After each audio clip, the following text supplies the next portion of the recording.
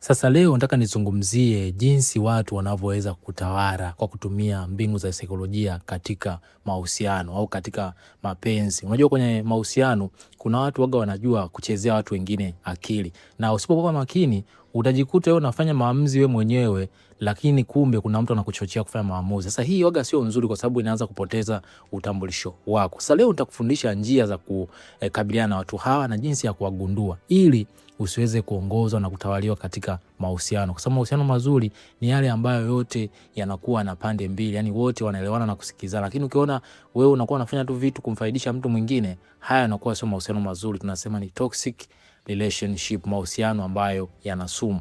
Sasa hii hali ambayo mtu anaweza kutawala katika mahusiano, kufanya vitu ambavyo uvipendi, tunaitaga ni reverse psychology. Sasa leo tutaiana kuangalia kwa undani na jinsi gani ya kujilinda na hali kama hii. Lakini kama hii ndo mara yako ya kwanza kujiunga na channel yetu ya Elikhan Mtz, karibu sana na usisahau kusubscribe. Okay, sasa kabla hatujaangalia jinsi watu wanavyoweza kutawala katika mahusiano ya kimapenzi, lazima tufahamu kwanza kitu kinachoitwa reverse psychology. Sasa reverse psychology ni nini? Hii ni hali ya udhibiti wa kihisia. Ni mbinu ya kisayansi ya kudhibiti hisia za mwingine, yani emotional manipulation, ambapo mtu anakushawishi kwa kufanya kitu kwa kukuhimiza ufanye kinyume chake. Katika mahusiano, mbinu hii inalenga kuondolea uhuru wa kuchagua, huku ukiamini kabisa kuwa unafanya maamuzi kwa hiari yako mwenyewe. Yani hii mbinu, ili uelewe, ni ile hali ambayo mtu anakuchochea ufanye maamuzi, yeye anakuwa anatengeneza mazingira ya kukuambia kitu kinyume ili ufanye maamuzi kutimiza kile ambacho anataka yeye. Yani anakuwa anazungumzia kitu kama hataki vile, alafu anakuchochea wewe ufanye, kumbe anataka vile ambavyo wewe unatakiwa ufanye hivyo. Yani kwa lugha rahisi, Kiswahili cha kawaida, yani mtu anakuwa anafanya mazingira kwamba yeye kama hataki, ila anakuchochea ufanye kile ambacho anataka. Wewe unakuwa unaona kama ni maamuzi yako, lakini kumbe ndiko alikuwa anataka uelekee kule alipokuwa anataka. Yani mfano anaweza kuambia wewe hujali, ndio maana umeondoka. Yani acha tu basi nitafanya mwenyewe. Sio kwamba eti anamaanisha kwamba eti acha kweli. Anataka akuchochee wewe ufanye, uingie ile hatia ya kufanya kile ambacho yeye anataka kwa kutumia mbinu ya kinyume chake. Yani anakuwa anatengeneza mazingira ya kugeuza kitu wewe uone kama hataki, kumbe anakuchochea wewe ufanye. Sasa hii waga inaitwa ni emotional manipulation. Yani mtu anakuchezea kihisia. Manipulation ni udanganyifu wa kiakili. Sasa hii waga sio nzuri. Sasa leo tutajifunza jinsi ya kuwagundua watu hawa na jinsi ya kujilinda, kwa sababu ukiendelea kuishi kwenye mahusiano na mtu wa namna hii, utajikuta unapoteza uhuru wako binafsi na unashindwa kufanya maamuzi yako kwa uhuru kama binadamu wa kawaida. Okay, sasa mbinu ya kwanza ni kichocheo cha huwezi. Na mtu anakuambia huwezi. Sasa mbinu hii inashambulia uwezo wako. Mwenza wako anakuambia anajua huwezi, ili kukukasirisha au kukuhamasisha kijinga udhibitishe kinyume chake. Mwishowe unajikuta unafanya kile anachotaka kwa hasira au kutaka kulinda sifa yako, huku yeye akipata matokeo bila kutumia nguvu. Mfano, anaweza kukuambia anajua huwezi kuacha kwenda out na marafiki zako weekend hii ili ukae na mimi. Huna huo upendo. Lengo ugaili mpango yako na marafiki zako ili tu mzibitishie kuwa unampenda, na hapo anakuwa amepata anachotaka. So unadhani unaona hii mbinu ya kwanza ni kichocheo cha kusema huwezi. Na mara nyingi waga inatumika sana. Ndio anakuambia huwezi kufanya hivyo kwa sababu hujali, acha tu nitafanya mwenyewe, ili tu wewe ukasirike au ufanye maamuzi kwa nguvu zaidi ili kudhibitisha kile ambacho yeye amekuambia. Kwa sababu mara nyingi hii ni mbinu ambayo mtu anakuwa anatengeneza mazingira ya kujionyesha kwamba yeye hataki, anakuambia huwezi ili wewe akuchochee ufanye kile ambacho yeye anataka. Yani anakuwa hajatumia hata nguvu kubwa sana, lakini amekulazimisha wewe ufanye. Anaweza kuambia wewe huna huo moyo wa kunisaidia, huwezi kunipa hiyo hela, acha tu nitapata, ili wewe upate ile hatia ya kuanza kupambana sasa kutafuta ile hela kumpa. Sasa hii waga sio nzuri, kwa sababu wewe unakuwa unajiona kama unafanya maamuzi mwenyewe, lakini kumbe amekukontrol yeye bila hata wewe kujua, na amekuongoza haraka bila kutumia hata nguvu. Wewe unaona umefanya maamuzi yako mwenyewe, lakini kumbe kuna mtu amekukontrol mpaka ukafanya hivyo. Lakini mbinu ya pili ni kujifanya anajitenga. Sasa hii anapojifanya anajitenga, waga na kutengenezea hatia, waga tunaita guilt trip. Sasa hapa mwenzi wako anajifanya kupunguza ukaribu na kujitenga ili uanze kumkimbilia na kumbembeleza kwa nguvu zaidi. Sasa lugha ya mtego anaweza kukuambia nenda tu kwenye sherehe, mimi nitabaki hapa peke yangu, usijali. Sasa matokeo ya alivyokuambia hivyo, unajisikia hatia, kisha unaamua kuahirisha mipango yako ili ubaki naye kumpa faraja. Anaweza kukuambia acha tu, nenda tu, mimi nitabaki mwenyewe, waga wewe usijali, au niache tu, au endelea tu na mambo yako. Lakini kumbe anatengeneza mazingira ya kinyume ili wewe upate hatia, uanze kufanya kile kitu ambacho anataka yeye. Anaweza kukuambia labda basi tu, yani sioni mtu ambaye ananisamini. Yani ili wewe upate hatia, uanze kufanya sasa juhudi za kumsamini. Kwa hiyo mara nyingi ni kukutengenezea tu hatia. Yani anatengeneza mazingira aonekane kama hataki, lakini anakutengenezea hatia wewe ili uingie kwenye mtego wa kuanza kumsaidia kwa nguvu kubwa. Lakini mbinu ya tatu ni sifa za kinyume. Sasa hapa anakuwa anajishusha thamani kwa makusudi. Mwenza wako anajishusha thamani na kukuambia mimi ni mtu mbaya sana kwako, unapaswa uniache tu upate bora zaidi au upate mwingine mzuri zaidi. Lengo lake sio wewe uondoke, bali anakulazimisha kumpa faraja, kumsifu na kumpa ahadi za kutomwacha kamwe. Mwishowe anapata uhakika na utii wako kupitia mtego wa huruma. Sasa hapa anaweza kutumia sifa za kinyume. Anaweza kukuambia wewe unipendi, tafuta tu mtu mwingine ambao unaona anafaa. Wewe unaona kwamba anamaanisha, lakini kumbe anakutengenezea mazingira ya kupima kwamba huyu mtu ananipenda, huyu mtu bado yupo. Sasa wewe unao ukaanza kujaa, ukaanza kumsifia, kumwambia maneno mazuri, mimi sitakuacha, nitakuoa, nitakuwa na wewe, au tutafunga ndoa.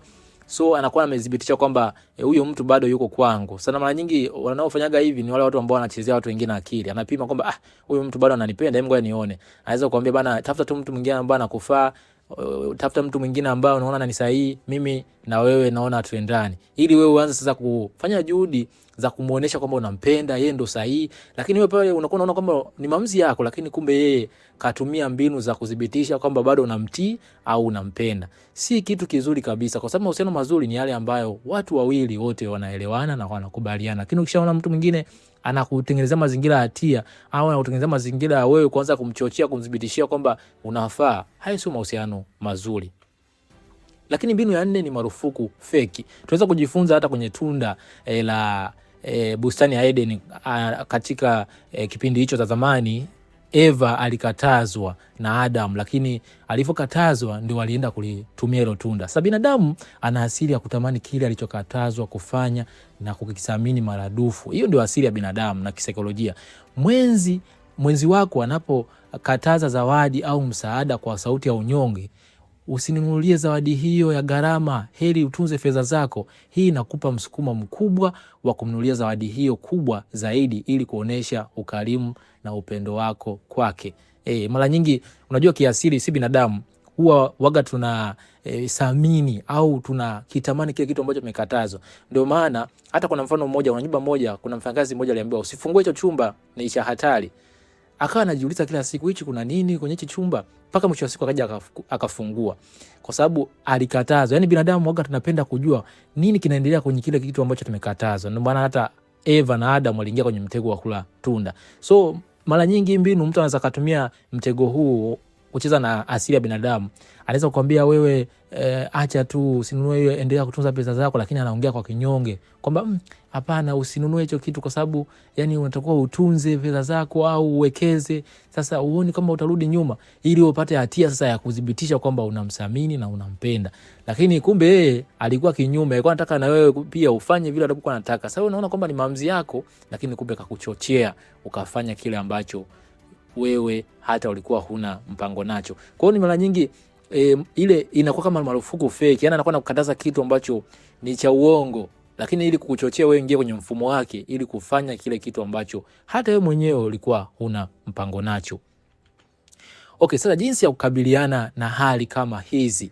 Sasa kuna mbinu waga inaitwa mbinu ya agree and pivot. Yaani kwanza unatakiwa ukubali kauli yake. Jinsi ya kudhibiti akili yake kwa kujibu kwa hasira wala kujitetea mbele ya dharau za kisaikolojia kwa mwenzi wako. Unatakiwa kwanza ukubali kauli yake kijujuu. Kama akisema anajua huwezi kuacha marafiki zako, usibishane naye. Sasa badili mwelekeo, kama hiyo tunavyoita pivot. Pivot nadhani ni vile vitu nadhani unafahamu kama nani vile tunaitoga mashine zile za kupimia, zile mashine ambazo zinakuwa zina upinzani, yani zinageuza, zinakuwa pivot ni kama egemeo kwa lugha rahisi. So unageuza sasa mwelekeo. Jibu kwa utulivu, ni kweli siwezi kuahirisha weekend hii, lakini tunaweza kupanga Jumanne jioni iwe zamu yetu. So lengo la hii Ugly and Pivot sio kulisha ile mitego yake, kwa sababu unapoanza kujitetea na kuanza kukasirika au kujibu kwa hasira, tayari unakuwa unaingia kwenye mtego wa kuingia kwenye mfumo wake, kwa sababu anakuwa anajua kabisa tayari huyu hapa na mcontrol na anamweza. Kwa mfano nakwambia wewe unisamini, unijali, ukaanza kuelezea mimi nakufanyia mambo mangapi na kujali vitu vingapi, tayari unakuwa umeingia kwenye mfumo wake. Lakini utakuwa uwe na utulivu, unatakiwa kukubali. Unaweza kumwambia ni kweli, lakini kwa sasa ngoja niendelee na hii shughuli, lakini tutaangalia siku nyingine tutakuwa pamoja na wewe. Au unaweza kuambia wewe huna upendo wa kweli, wengine ndo wanasamini, ona wengine ambao wanaenjoy. Unaweza kuambia ni kweli, lakini hawezi kuzidi jinsi mimi ninavyokupenda zaidi na wewe, jinsi ninavyokupenda mimi wewe. Tengeneza mazingira ya kukubali kwanza, afu badilisha mwelekeo. Tengeneza mazingira ya kuleta kitu kipya ambacho hata yeye alikuwa hategemei, na aonesha kwamba unamsamini. Lakini ukiteteleka tu, ukaanza kulalamika, ukaanza kujitetea, unaingia kwenye mfumo wa yeye kuanza kukuongoza na kutawala bila hata wewe kufikiria. Wewe unakuwa unaona ni maamuzi yako, lakini kumbe yeye anakutawala. Okay, sasa kitu kikubwa, linda amani yako ya akili. Mahusiano yenye afya na furaha yanajengwa juu ya ukweli, uwazi na kuheshimiana, sio michezo ya akili ya kudhibiti mwenzako. Tambua mbinu hizi, dhibiti hisia zako na chagua amani akili daima. So kama nilivyosema, mahusiano mazuri ni yale ambayo yanalinda mwenzako. Yaani mnaishi vizuri, sio mmoja anakuwa na mtawala mwingine, anafanya vitu ili kupata maslahi ya nguvu ya mtu mwingine bila hata wewe mtu mwingine kujifahamu. Yaani anakuwa kama anamchezea akili. So hicho kitu sio kizuri, na mahusiano sio mazuri, na mara nyingi ni toxic relationship, huwa hayafai zaidi. Kwa hiyo jifunze mbinu hizi ili na wewe pia zikusaidie katika maisha yako, ili mtu akikufanyia basi ujue namna ya kujilinda na kumwepuka. Hebu niambie katika comment ni mbinu gani ambayo umejifunza zaidi, na kama una swali. Sasa hivi naelezea taratibu, sina haraka ya kuelezea kwa haraka zaidi ili nimalize. Lengo nataka kila mmoja aelewe, na sio kwamba eti nimalize kufundisha. Kwa hiyo jitahidi, kama una swali au kama una sehemu hujaelewa, comment hapo sehemu ya comment section na mimi nitafurahi. Lakini pia haya masomo yazidi kupanda zaidi na watu wengi wazidi kujifunza zaidi, na hii channel ipate nguvu zaidi, ni kuombe usisahau kusubscribe, kulike, ili izidi kusambaa sehemu nyingi zaidi, ili na mimi nipate nguvu ya kuleta masomo mazuri kama haya. Kumbuka mimi ndiye nitakuelimisha, nitakupa maarifa ambayo yatakusaidia katika mahusiano, maisha kwa ujumla, lakini pia hata imani. Karibu sana, mimi naitwa Elikhan Mchizi, tukutane kwenye somo linalofuata. Bye bye na uwe na siku njema.